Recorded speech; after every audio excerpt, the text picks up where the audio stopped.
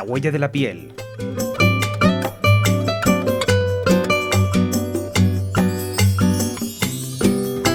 Un podcast de Aesthetic.es con María Velasco.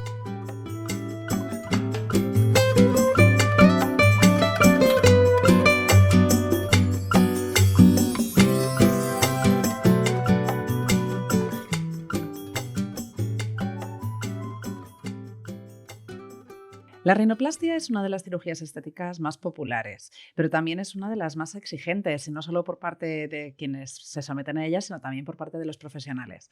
Requiere precisión y requiere una sensibilización especial, ya que el impacto que tiene a nivel estético y funcional pues es bastante importante.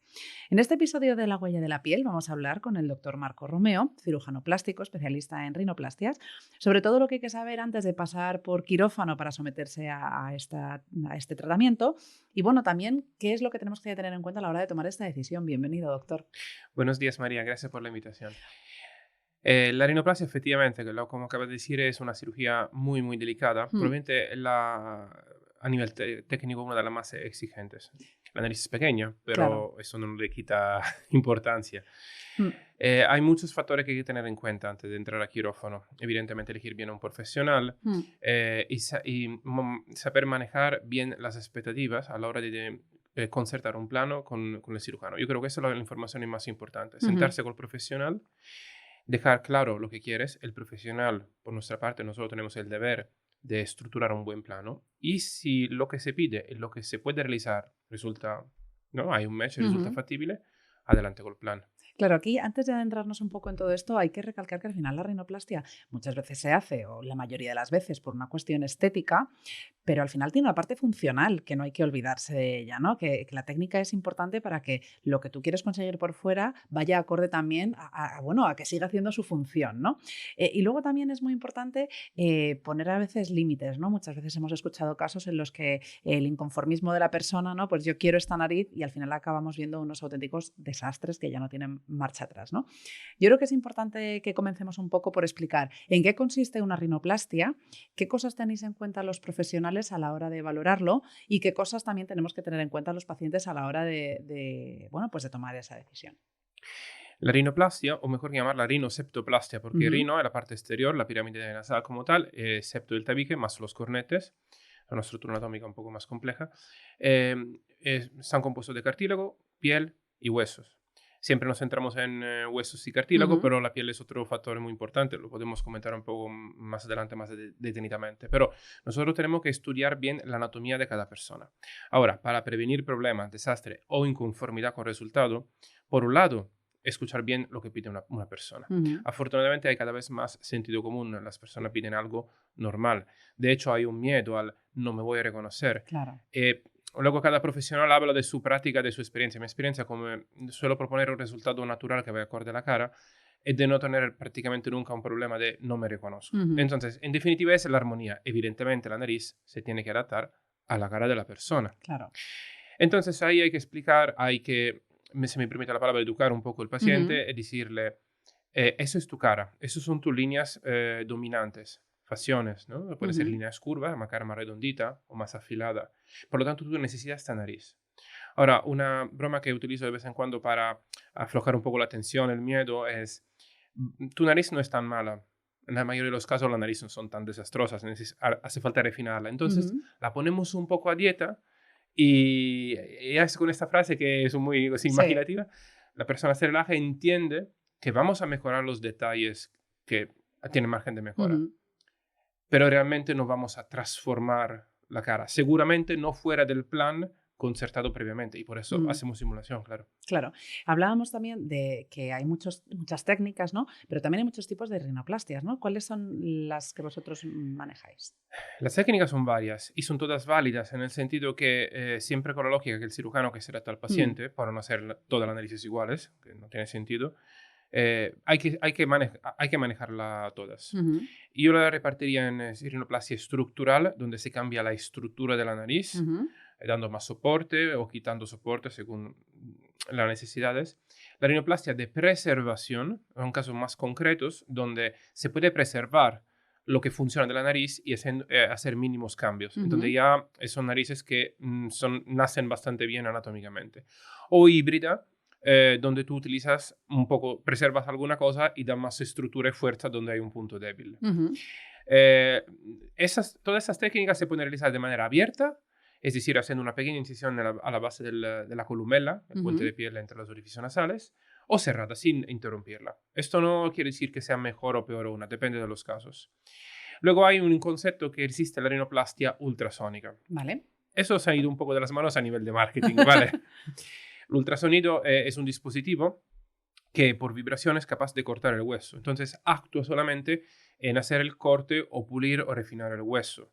Pero es una herramienta de la mano del cirujano, no define una técnica, aunque sea hay técnica ultrasónica. Piensas que el hueso representa menos de la mitad del porcentaje del volumen de la nariz. Eso es cartílago y ahí el ultrasonido no sirve. Entonces, estructural, preservación híbrida, abierto, cerrada. Y con esto ya... Y con esto vamos. Sí. Claro, yo estaba pensando ahora, cuando estabas diciendo lo de con vibración cortamos y demás, digo, es que como la vibración se vaya un poquito de madre, hemos cortado más de la cuenta, ¿no? No. Es más, la vibración es capaz de cortar solo algo duro. Esto es un poco la gracia y la seguridad. No es una sierra en movimiento. Si lo acerco a un tejido, que puede ser la piel, un músculo, no corta. Por esto hay menos inflamación si hay el corte ultrasónico. Por esto no duele. Eso es otra información. La rinoplastia moderna no duele. Curioso, ¿eh? Es una información muy brava por mi parte. Hay que ser valiente, pero sí, tenemos números y lo podemos decir. Y luego, si la vibración es excesiva, es un buen punto porque se puede, ¿no?, decidir el dispositivo aceptar. Si empujo demasiado fuerte, la vibración se para. Porque no vibra, ¿no? Entonces no funciona. Y el dispositivo tiene un mecanismo de seguridad. Vale, entonces vamos más sobre seguro. Es seguro. ¿Cuáles son los casos más comunes para pasar por una rinoplastia? ¿Cuáles son los, vamos a decirlo comúnmente, tipos de narices que más comúnmente pasan por quirófano? Desde un punto de vista estético. El caballete alto, la desviación y la punta caída. Mucha gente piensa de tener la caída en la punta cuando realmente caída no es, pero la sensación cuando se ríe. Y el problema respiratorio también asociado. Eso es curioso. Muchas personas no saben de no poder respirar bien. Entonces hay que decírselo. Claro. Pero la observación que me hicieron de vuelta fue, doctor, yo he respirado así toda la vida. Creo que es bueno. No sé si se puede respirar mejor. Claro. Y hay que valorarlo, claro. ¿Y cuáles son las narices más complicadas de tratar? Dejando aparte lo de la nariz traumática o secundaria plurioperada, de una nariz virgen, que de eso hablaremos ahora después. ¿vale? Eso Sí. es. La rinoplastia étnica, donde por étnica se define cualquier tipo de nariz fuera de la europea. Vale.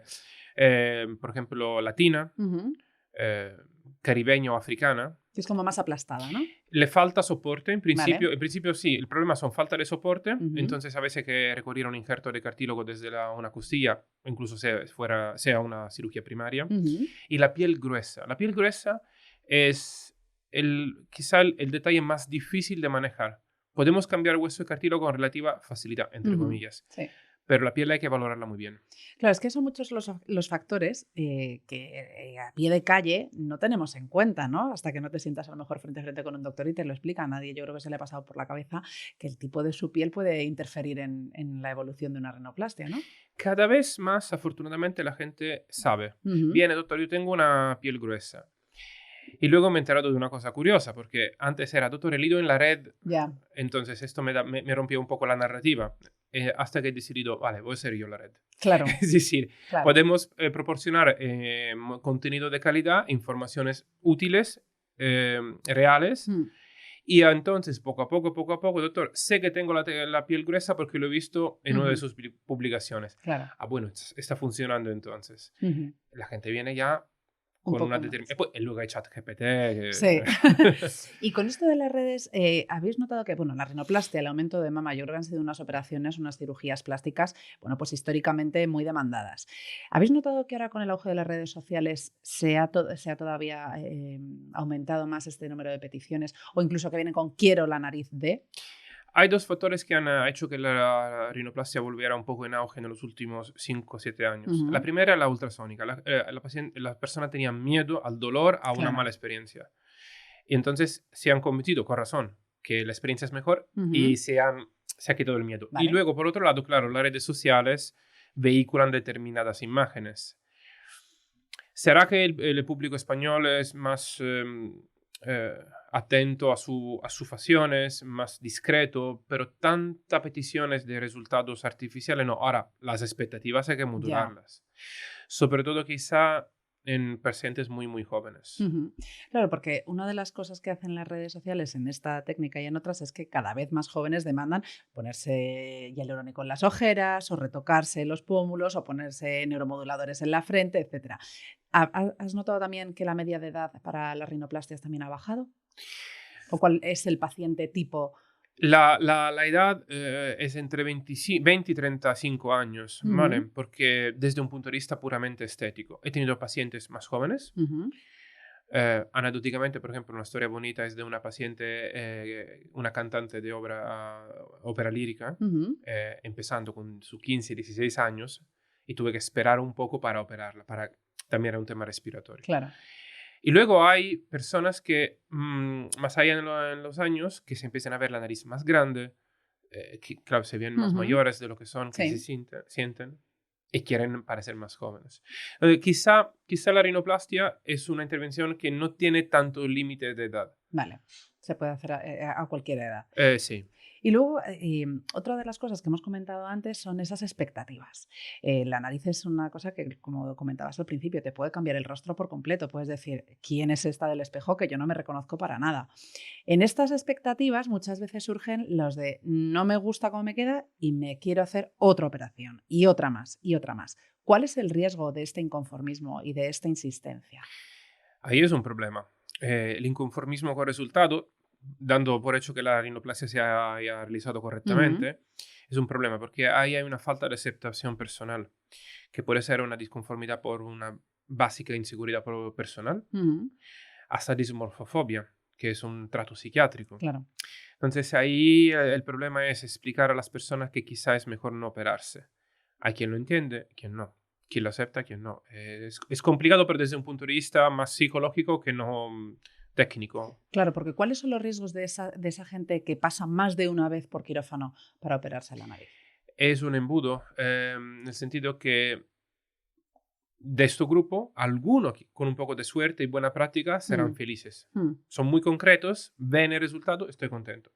Pero el riesgo de una inconformidad constante e infinita es muy real. Un paciente que pide de ser reintervenido, probablemente no es un paciente quirúrgico. Claro, pero puede haber, bueno, también está ahí la mano del profesional que decide decir hasta aquí, ¿no? Yo no te trato más, o del que dice, bueno, pues tú lo pides, yo te lo hago. Y hemos visto a rostros conocidos, ¿no? Bueno, pues con un desastre al final importante en la nariz, bueno, pues porque liman mucho y ya no hay de dónde, ¿no? Ya hay un momento en el que ya no hay nariz con la que trabajar. Y ahí es cuando hablaba de rostro conocido, pero hay rostros también no conocidos. Sí, claro, por supuesto. Y ahí cuando me llegan casos terciarios o cuaternarios operados varias veces, que me dice, doctor, es que ahora la nariz es demasiado pequeña y no respiro, porque el problema funcional está ahí. Claro. Entonces ahí donde tenemos que hacer una rinoplastia de aumento, o sea, aportar cartílago, aportar hueso y reconstruir el marco. Se puede, con ciertas limitaciones, pero se puede. Con lo cual, podríamos hablar también de esa reversión de un exceso de rinoplastia. Sí, pero no lo vendería como algo, si va mal me lo revierto y... No, claro, claro. Es muy difícil, ¿eh? Es muy, muy difícil. O sea, aquí lo que tenemos que poner es cautela sobre la mesa, ¿no? Y que sea una decisión muy meditada, ¿no? ¿Sabe cuál es la mejor rinoplastia? La que se hace una vez en la vida. Claro, claro. Tan sencillo. Luego, cuando hablábamos de las técnicas, comentabas, bueno, pues la ultrasónica no duele, ¿no? ¿Cómo han evolucionado los tratamientos en los últimos años? He tenido dos fases en mi aprendizaje sobre la rinoplastia. Durante la residencia, en los últimos años, cuando he decidido dedicarme a esto. Un cambio radical. Sin lugar a duda, la cirugía que más ha evolucionado en los últimos 10, 15 años. Por la tecnología, por los conocimientos anatómicos, y sabemos que cuando se hace una rinoplastia hay que dejar todo bien cuando terminas la intervención con un buen soporte. Y eso es algo que quizá en pasado se había un poco dejado de lado, ¿no? Se había un poco transcurado. Hoy sabemos cómo funciona la nariz mejor que nunca, cómo tocarla mejor que nunca, lo que hay que hacer, lo que no hay que hacer mejor que nunca en la historia de esta cirugía. Eso es muy importante y luego además yo creo que también, no sé si estarás de acuerdo conmigo, el poner sobre la mesa que no todo cirujano plástico vale para todas las zonas del cuerpo, ¿no? Los habrá especialistas en rinoplastias y los habrá especialistas en mama y en liposucción o en lo que sea, ¿no? Que a lo mejor meterte un quirófano y que la misma persona te retoque nariz, mama y otra parte del cuerpo a lo mejor no es la idea más adecuada. Sí y no. Aparte que cada vez más trabajamos en equipo. Ujú. Nosotros tenemos un equipo, cada uno ha decidido en qué enfocarse. Pero ten en cuenta que por lo menos en España, la formación en la residencia te expone muchísimo al corporal, Ujú. pecho, abdomen, el cuerpo, Ujú. y poco a la nariz. Donde digo siempre que donde hay nariz, casi seguramente hay pecho, que es decir, el cirujano sabe manejar un pecho. Ujú. Pero donde hay pecho no necesariamente hay nariz, Claro. porque es un recorrido, un camino que tiene que hacer de manera muy voluntaria. Ujú. Viajar, informarte, ir a ver a otro cirujano. O sea, es un camino donde la residencia quizá te deja con una preparación básica, bien, pero no muy avanzada. La nariz es algo que hay que hablar, hay que preguntar al cirujano, ¿usted hace nariz casi exclusivamente? ¿Si cuánto Claro. opera? O sea, hay que hacer preguntas bastante directas, aunque puedan parecer incómodas, porque hay que saber con qué te metes. Claro, porque al final, después de todo esto, aunque hablemos de ello de manera un poco más banal, pensando solo en la estética, al final es salud. Entras en un quirófano y estás poniendo también un poco en riesgo tu vida, ¿no? Entonces tienes que saber en manos de quién te pones, ¿no? Tanto como pone en riesgo la vida, Bueno, afortunadamente. No, entiendo. hemos visto casos, entonces, No, bueno. sí, entiendo lo que quiero decir. Quiero hacer hincapié que la rinoplastia no es una cirugía invasiva. Ujú. Al final estamos a pocos milímetros por debajo de la piel, el riesgo de vida bastante improbable. Pero es un órgano funcional de respiración. Claro, La primera cosa que se puede torcer es que no respires bien. claro. Que al final, y conlleva eso en un riesgo de salud al final, que ese sí que es irreversible, ¿no? Ya. Puede llegar a serlo. Hablamos de esos tratamientos que ahora han pasado a ser indoloros, pero luego si pensamos en la recuperación, ¿no? En la postintervención, eso también ha cambiado a lo largo de los años. Recordamos la gente que decía, madre mía, me he hecho una rinoplastia y he tenido que estar pues, durmiendo sentada varios días o con dolores o con inflamación. ¿Cómo es el posoperatorio ahora? Porque Claro, eso también ha cambiado. sí, por bien. A menor inflamación corresponde un tiempo de recuperación más corto. Claro, Lo de los dolores no es solo al despertar de la cirugía, es que no hay dolores ni siquiera después. vale. Menor inflamación quiere decir menor moretones cardenales, pocos o Ujú. ninguno con un poco de suerte, pero pocos. Es decir, que en el plazo de 10 días metemos Sí, y a la cara es perfectamente normal. vale. Si hay algún problema de color con un poco de maquillaje o lo Ujú. suma, pero la cara ya es normal. A partir de ahí hay que esperar hasta el año para ver el resultado definitivo, Vale, pero ya la evolución es invisible. Desde el día 7 o el día 10 tienes una cara normal y vale. podría haber hecho una rinoplastia el mes pasado y no se notaría. Ujú. ¿Ok? Vale. El hecho de estar levantado es aconsejable. Y otra cosa que sí echaba para atrás a muchas personas era el taponamiento. Sí, A nadie hace gracia, no poder claro. respirar varios Mm. días. Hoy se utilizan unos tubitos que mantienen el tabique en su sitio, lo Vale. ferulisan, los dan soporte, pero son tubos, así que se puede respirar. Vale. Y luego si pensamos en cosas con las que hay que tener a lo mejor cuidado durante esos primeros, a lo mejor meses después Ujú. de la intervención, ¿qué cuidados especiales deberíamos de tener? Va por partes. Ujú. Evidentemente, las primeras 2 semanas, tranquilidad absoluta. Vida normal, pero Vale, nada de deporte, por vale. ejemplo. Ujú. 4 o 5 semanas deporte, y si es deporte de contacto, incluso esperar un poco Claro. más. Si tienes una piel gruesa, ahí hay tratamientos accesorios, por ejemplo, el uso de Roacutan, la Ujú. isotretinoína. Es un fármaco que tiene sus efectos secundarios, entonces lo indicamos de manera muy precisa. Ujú. Eh, y luego realmente, a partir del primer mes, se deja que la naturaleza haga un poco su camino, ¿sabes? Su recorrido. Es importante el uso de los corticoides, pero volvemos al postoperatorio inmediato. Eh, a partir de, repito, del primer mes, mes y medio, una vida básicamente normal. Ujú. Eso sí, el mejor fármaco es lo que yo llamo la vitamina P, P de paciencia. Claro, claro. Justo porque cuando has comentado antes que los resultados finales al final se ven pues al cabo de un año, vivimos en una sociedad que lo quiere todo para ayer. Entonces, Ese ansia, ¿no? de ver el resultado ya, ¿cómo se gestiona con los pacientes? De decirles a lo mejor que puedan decir, esto no ha quedado como yo quería y a lo mejor tener que frenar y decir, bueno, que es que todavía quedan unos meses por delante. Esa es una de las informaciones que más los pacientes saben. Afortunadamente, sí, sé, doctor, que tengo que esperar, Vale. no hay problema. Si tiene la piel gruesa, el tiempo de espera se larga a año y medio fácilmente. Y he tenido unas sorpresas muy gratas de pacientes con piel gruesa que el año estaban contentos, vuelven por otras razones, año y medio, 2. Qué bonita, qué guapo que eres. Entonces, sí, doctor, ha mejorado. Bueno, bien. Entonces, pero eso es solo, por ejemplo, el tamaño de la punta en concreto, ¿no? Porque Vale. aquí la piel es más gruesa. A la retirada de la férula, y el cambio lo ves. Vale. Entonces, ya ves que hay un cambio, un antes y un después, y esto te da bastante satisfacción como para aguantar. Claro. ¿La férula al cabo de cuánto tiempo se retira? Entre 7 y 10 días. Entre 7 y 10 días. Bueno, o sea que al final es poquito tiempo el que tienes que estar ahí como No, no es esperando. mucho, no es mucho. Y se me viene a la cabeza, muchas veces hemos oído a gente decir, bueno, pues que han acabado sometiéndose a una rinoplastia pues porque de pequeño han recibido un fuerte golpe, ¿no? O algo así. Entonces al final, bueno, pues se acaba generando ahí como pues la nariz torcida y se genera como una sensación como de inseguridad, ¿no? De que tu cara no era así y decides someterte a una rinoplastia. En el caso de que ese impacto en un niño sea muy fuerte, ¿se le podría someter a un niño a una operación de este estilo o siempre es mejor esperar? Si el impacto es muy fuerte, lo que se hace, normalmente me imagino que hay una fractura de hueso, por ejemplo, se reducen las fracturas, se deja la nariz lo mejor posible Vale. y se deja así. Y luego cuando ya la fase evolutiva de crecimiento, post-adolescencia, terminado, si hay alguna secuela, se trata. Claro, pero siempre es mejor esperar, ¿no? Sí, porque los tejidos se siguen moviendo. De hecho, se pueden operar las mujeres, es otro punto. Las mujeres se pueden operar en promedio hasta 2 años antes de los hombres. Ah, mira. Porque terminan antes la formación ósea, Sí. el desarrollo. Los hombres tenemos testosterona que larga un poco el proceso.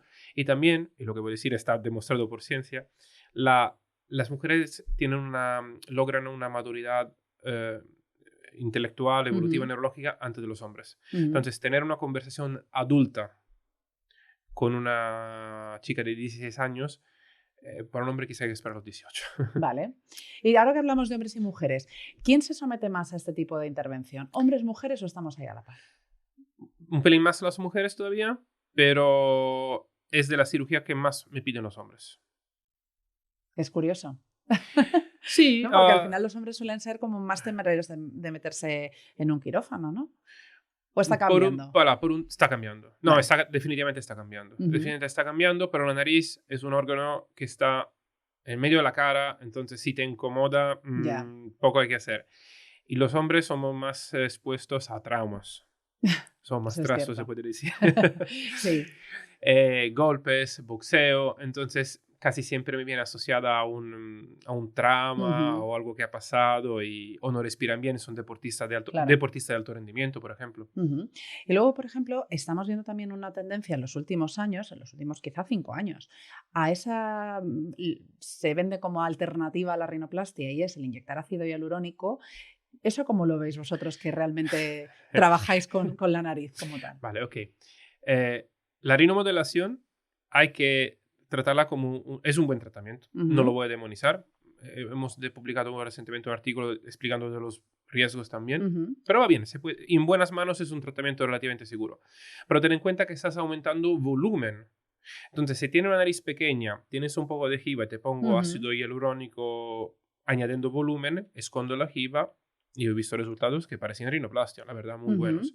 Pero si ya tienes la nariz grande o tienes un problema respiratorio, no funciona. Claro. Luego ahí también están un poco entrando ahora las dudas de qué pasa con esos supuestos residuos que se quedan, ¿no? Que no se llegan a reabsorber del ácido hialurónico. Es decir, ¿cuánto tiempo te puedes estar rellenando con ácido la nariz, ¿no? Algunos se quedan ahí de manera permanente. Y de hecho en rinoplastia yo siempre pregunto, ¿has hecho algún tratamiento? Sí, doctor, me he inyectado. Vale. Si es recién, se puede disolver con la hialuronidasa, siempre que sea ácido hialurónico. Hay otros rellenos que no se pueden retirar. Y si no, durante la cirugía los encuentro y los retiro. Claro, justo eso iba a comentarle. Hay que retirarlo antes de poder hacer la cirugía, ¿no? Si es mucho volumen puesto hace poco tiempo, es mejor tratarlo con hialuronidasa. Repito, siempre que sea ácido hialurónico. Si es de hace mucho tiempo y no se ha tocado, ya se ha formado una cápsula de colágeno, de fibrosis alrededor, es una reacción de cuerpo extraño y por lo tanto ya está. Ya hay una fibrosis que tendré que tratar operando. De otra manera. ¿Cuáles son los mayores mitos que has escuchado a lo largo de los años sobre la rinoplastia? Que necesariamente la punta tiene que salir a cerdito y todo lo contrario. Que respiraré mal, todo lo contrario. Que duele mucho y no duele mucho. Que no podré respirar por los tapones y tampoco es cierto. Al final son unas cuantas cosas. Sí, o que no me voy a reconocer. ¿Sabes que a mí me pasa una cosa? En consulta la tengo que decir, ojo, porque la gente no se va a enterar de la rinoplastia. Lo digo porque hay personas que quieren un poco la aprobación externa o que se note. Como no que te lo prometo, el ojo humano no nota una rinoplastia. Te van a decir que eres más bello, más bella, que tiene una luz diferente. Hay otra anécdota, una paciente con una nariz realmente enorme. Doctor, la gente no se entera. ¿Y tú qué le has dicho? Que es una crema nueva de belleza. ¿Y cuál ha sido la respuesta? ¿Cuál era la marca de la crema? O sea, claro. Se nota que estás mejor, pero realmente no se ve. Y ahí influyen las manos, ¿no? Las manos que te hagan la técnica. Sí, el criterio, sí. Claro, y la experiencia.